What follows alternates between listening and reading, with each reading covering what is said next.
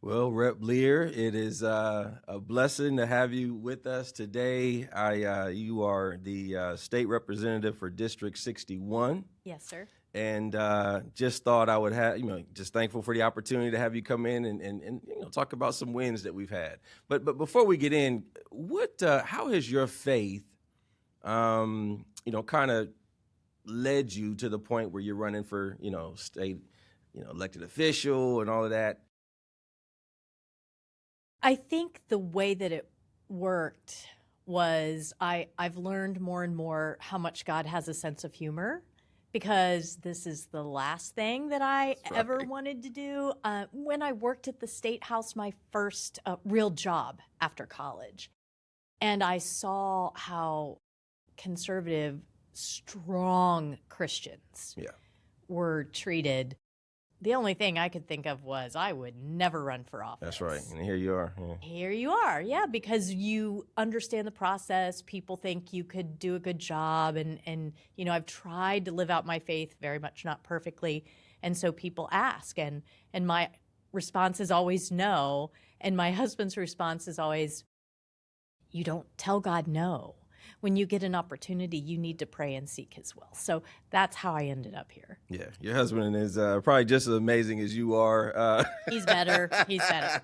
He's a great guy. We go back a little ways Yes, before sir. Cap Square and all of this world here. And one of the groups that we work with today and worked with in the past with the Ohio Adolescent Health Centers.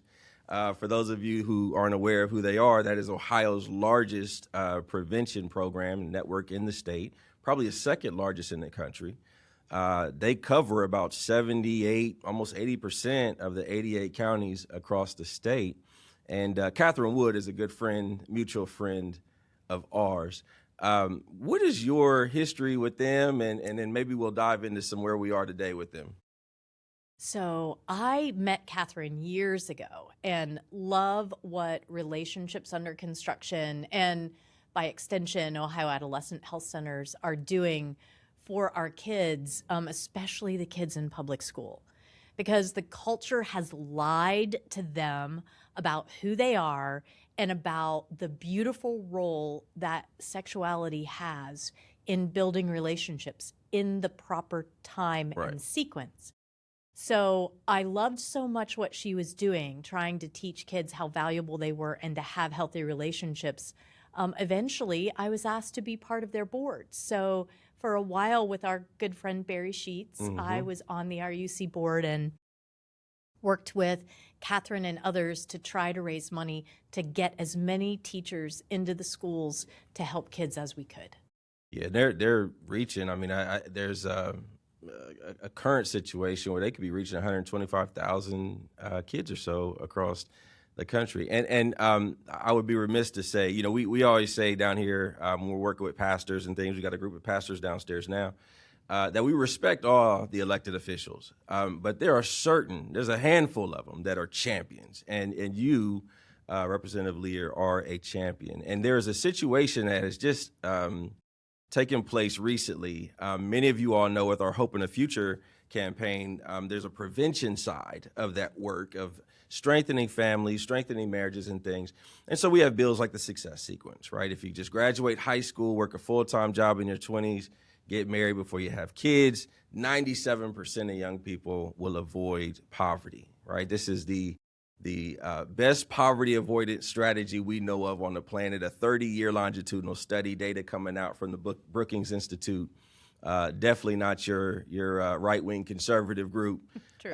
Talking about the importance of marriage and therefore strengthening marriage and family. We've got bills like the Baby Olivia Act, right, and the Stages of Life Act in the Senate, where we're talking about human development.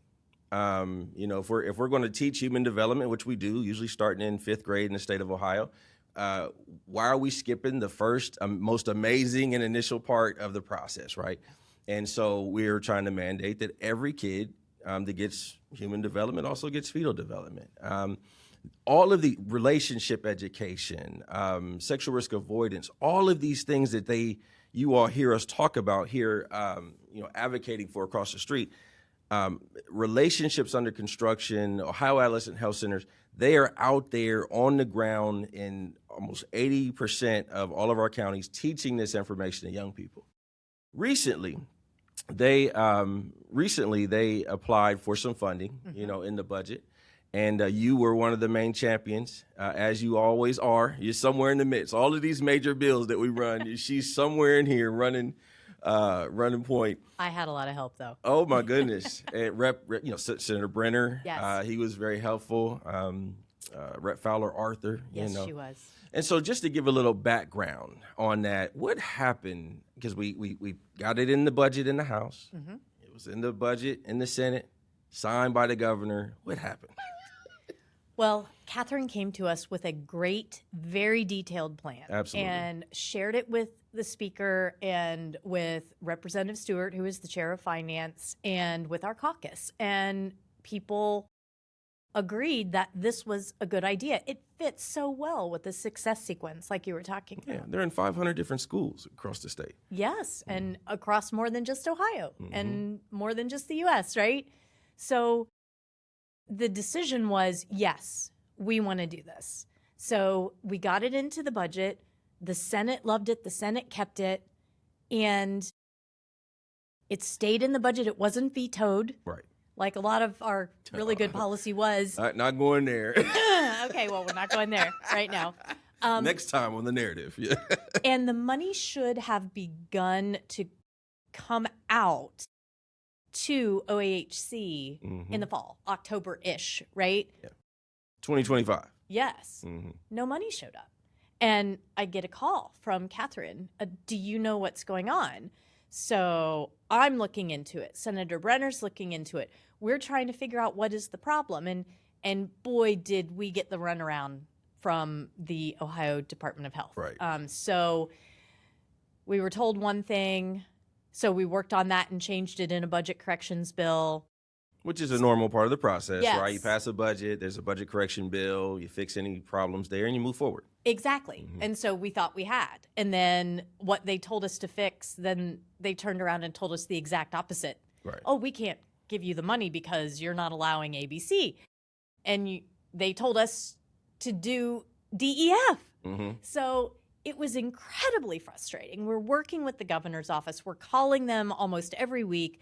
We've got the Ohio House staff involved, the Ohio Senate staff involved, and we were right up against the wire. Yeah, but if you can pass a bill twice, right? Yes. Pass it in the House twice, pass it in the Senate twice, signed by the governor twice, and still not have the appropriations released to, whoever it was supposed to go to, how then do you get a bill?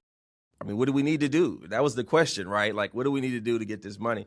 So we go through the budget correction bill, and then there's still a problem, right? And I'm gonna pick it up here a little bit because I'm calling, while they're making phone calls, I'm making phone calls, governor's office, ODH, and it got to the point where, and this is probably like a few weeks ago, they said, you know what, we found you $1 million, right? $500,000 per year. We found you $1 million. Granted, this is supposed to be $15.6 million, right?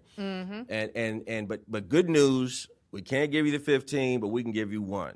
Somehow we found that. And as if that was supposed to be good enough. And we didn't accept that, right? Right. We didn't accept that. And then just recently, the good news is that just recently they received their full amount that was appropriated to them by the state legislature.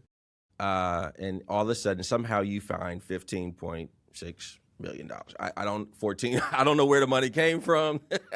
That was impossible, right? Initially, 3 weeks ago, they said it was impossible.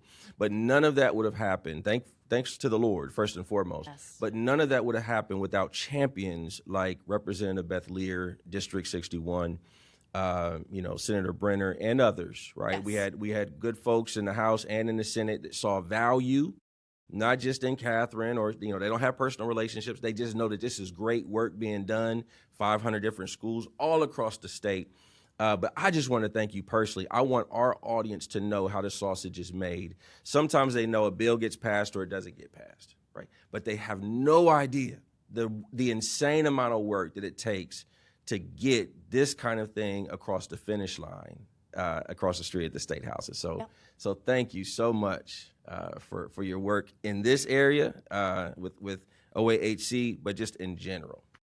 Thank you. I mean, that's the whole reason that I'm here. If I can't make a difference for the Lord in what I do, there's no reason for me to be in the State House. And it doesn't make sense when you have all one party running government that you would have problems like this. So I'm just really glad that God worked it out, because to my knowledge, OAHC and RUC are the only entities in the state that are following state law, what we want to make sure our kids are learning in the area of sexual health, relationships, and sexual risk avoidance. That's right. So we want to follow the law, and we want our kids to be as healthy as we can help them to be. And so grateful to everything that CCV has done, for Catherine Wood and these guys standing up for our kids.